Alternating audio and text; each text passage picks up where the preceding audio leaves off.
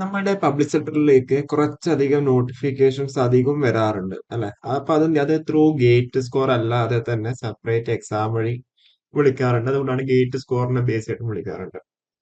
അപ്പൊ നമ്മൾ എല്ലാത്തിനും വീഡിയോസ് നമ്മൾ അത് ചെയ്യാറുണ്ട്. പക്ഷെ പലരും ഇതിനെ പറ്റിയിട്ട് സീരിയസ് ആയിട്ട് നോക്കുന്നില്ല എന്നുള്ളതാണ് ഇതിന്റെ യാഥാർത്ഥ്യം. കാരണം എന്താ വെച്ചാൽ നിങ്ങൾക്ക് ഗേറ്റ് വഴിയാണെങ്കിൽ ഗേറ്റ് വഴി അവിടെ ഗേറ്റ് എക്സാം ചെയ്തിട്ട് നിങ്ങൾക്ക് നല്ല സ്കോർ ഉണ്ടെന്നുണ്ടെങ്കിൽ നിങ്ങൾക്ക് അവിടെ ബേസ് യൂസ് ചെയ്താൽ ഇൻ കേസ് അതല്ലാന്നുണ്ടെങ്കിൽ ഇതേപോലെ സെപ്പറേറ്റ് ആയിട്ട് എന്താ എക്സാം വഴി നിങ്ങൾക്ക് അവിടെ കയറാം. അപ്പൊ ഈ സെപ്പറേറ്റ് എക്സാം വരുമ്പോൾ അതിന്റെ ഏകദേശം സിലബസ് ഒക്കെ പറയുന്ന അതേപോലെ തന്നെ ആയിരിക്കും ഉണ്ടാവുക. അതുകൊണ്ട് നോൺ ടെക്നിക്കലും എല്ലാം ഉണ്ടാവും.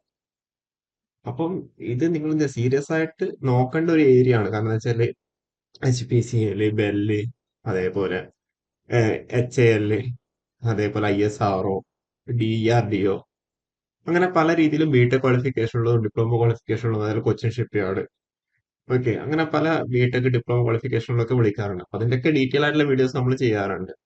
അതേപോലെ ഇന്നിപ്പം വന്നേക്കുന്നത് HAL, ഹിന്ദുസ്ഥാൻ എയറോനോട്ടിക്സ് ലിമിറ്റഡിന്റെ മാനേജ്മെന്റ് ട്രെയിനി നോട്ടിഫിക്കേഷന്റെ ഡീറ്റെയിൽസ് പറയാൻ വേണ്ടിയിട്ടാണ്. HAL എന്ന് പറഞ്ഞ ഒരു മഹാരത്ന PSU ആണല്ലോ. അപ്പൊ ഇതില് നമ്മൾ എപ്പോഴും പറയുന്ന പോലെ വേക്കൻസി നിങ്ങൾ നോക്കരുത്. ഇലക്ട്രിക്കലിന് എത്ര അവിടെ 7 വേക്കൻസിയാണ് അവിടെ ഉള്ളത്. ഓക്കെ, ഇതാണ് വേക്കൻസി വൈസ് ആയിട്ടുള്ള സ്പ്ലിറ്റ് അപ്പ്. മെയിൻ ആയിട്ടുള്ള സെന്റേഴ്സ് ഇതൊക്കെയാണ്. അത് നിങ്ങൾ നോട്ട് ചെയ്ത് നോക്കാം. മാനേജ്മെന്റ് ട്രെയിനി ആണെന്നുണ്ടെങ്കിൽ ഇലക്ട്രിക്കലിന് എത്ര 11 വേക്കൻസിയാണ് ഉള്ളത്. ഓക്കെ, നേരത്തെ പറഞ്ഞ ഡിസൈൻ ട്രെയിനി ആണ്. ഇതെന്താ മാനേജ്മെന്റ് ട്രെയിനി. ഓക്കെ, അപ്പൊ ഇതിന്റെ ക്വാളിഫിക്കേഷൻ എന്താണെന്നും അതേപോലെ ബാക്കിയുള്ള എക്സാം പാറ്റേൺ എന്താണെന്നും എല്ലാം നമുക്ക് അവിടെ ഡീറ്റെയിൽ ആയിട്ട് പറയാം. എക്സാം ഡേറ്റും കൂടി ഈ ഒരു നോട്ടിഫിക്കേഷൻ അവർ കൃത്യമായിട്ട് പറഞ്ഞിട്ടുണ്ട്. Okay,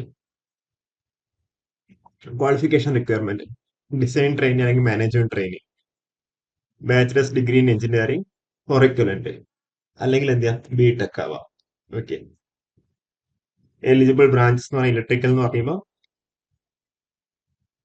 electrical, electrical and electronics, electrical instrumentation, electrical instrumentation control, electrical and power engineering. Management trainee ആണെന്നുണ്ടെങ്കിൽ ഇലക്ട്രിക്കൽ, ഇതൊക്കെ അപ്ലിക്കബിൾ ആണ്. ഓക്കെ, ഇനിയിപ്പോ നമുക്ക് അവിടെ എക്സാം പാറ്റേണും അതേപോലെ ഓക്കെ, ഇതിൽ നിങ്ങൾ ഡിസൈൻ ട്രെയിനി ആണെന്നുണ്ടെങ്കിൽ മിനിമം 70% മാർക്ക് വേണം.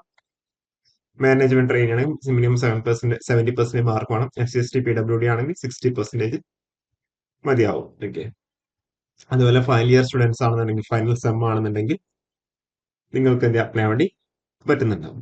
ഓക്കെ, ഫുൾ ടൈം കോഴ്സ് മാത്രമേ അല്ലെങ്കിൽ റെഗുലർ കോഴ്സ് മാത്രമേ കൺസിഡർ ചെയ്യുന്നുണ്ടാവും. അല്ലാതെ part time അങ്ങനെയുള്ളതൊന്നും consider ചെയ്യുന്നുണ്ടാവില്ല.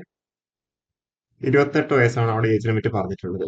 As on 14/8/2026. Corresponding OBC SC കാൻഡിഡേറ്റ്സിന്റെ 3-5 വർഷം ഏജ് റിലാക്സേഷൻ ഉണ്ട്.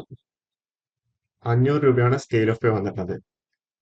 Plus 18% GST.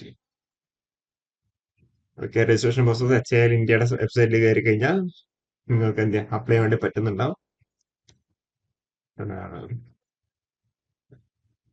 Selection process already നമ്മളോട് പറഞ്ഞു. എക്സാം കമ്പ്യൂട്ടർ ബേസ്ഡ് ടെസ്റ്റ് ഉണ്ടാവും. അപ്പൊ അതില്